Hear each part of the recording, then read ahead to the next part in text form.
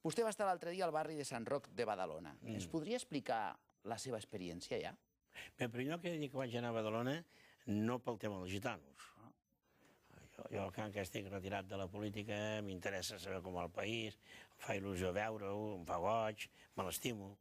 I m'agrada anar a llocs que quan el president hi havien fet coses, a veure com evoluciona les coses.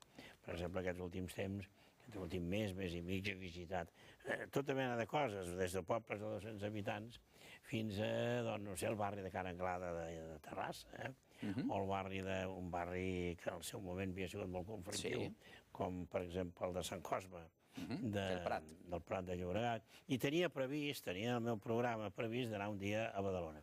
I a Badalona, una de les carres que a mi m'interessava més veure era Sant Roc. Per què? Home, perquè a Sant Roc, a l'any 80, quan jo vaig començar de president, vaig donar els barris que estan més malament de Catalunya. I em van donar 3 o 4, un d'ells Sant Cosme. I l'altre, un d'altres vol ser, doncs, Sant Roc.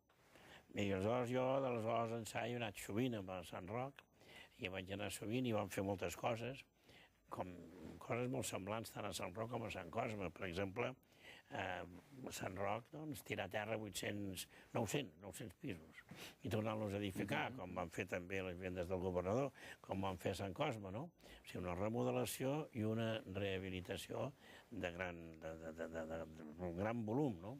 I bé, hi ha altres coses, no solament millorar l'habitatge, que estava molt i molt malament, sinó... Bé, i aleshores, i a més era un barri que tenia certs conflictes, evidentment, i grossos dèficits, no solament d'habitatge, no? Bé, aleshores jo deia Sant Roc. Mentrestant van passar aquestes coses, va venir aquella senyora francesa, aquella diputada francesa, portada pel PP, i aleshores, doncs, la visita, així com la visita de Sant Cosme i la visita a Ca l'Anglada i la visita, etcètera, dels llocs que he fet, doncs ningú se n'assabenta, ningú se n'entera, jo tampoc no faig res d'especial perquè se sàpiga. En el cas de Sant Roc, sí, vaig trobar molts periodistes, no? I, home, a mi vaig dir això, sí. Badalona és una ciutat que precisament a mi em consta, bé, em consta de Badalona i de moltes altres poblacions de Catalunya, que tenen una immigració important, però que ha fet sempre un esforç d'integració de la gent, no? Per tant, els ha fet a Llefià, els ha fet a la Salut, els ha fet, doncs, no ho sé, a Pomar, els ha fet a tot arreu, a Sant Roc mateix, a tots els barris a Morera, etc. Bé, a Montigalà... Sí, però vostè, com vostè molt bé ha dit... D'integració, normalment, d'integració, no de gitanos, normalment, sinó d'integració de la gent que venia de fora de Catalunya.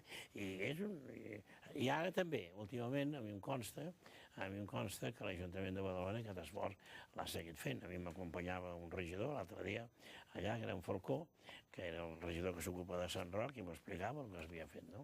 Per tant, a mi em sembla que és injust que ara Badalona aparegui com una ciutat, diguem-ne, racista, o que maltracta la gent, no? El que passa és que realment, en alguns llocs concrets, doncs, hi ha una problemàtica, això és evident.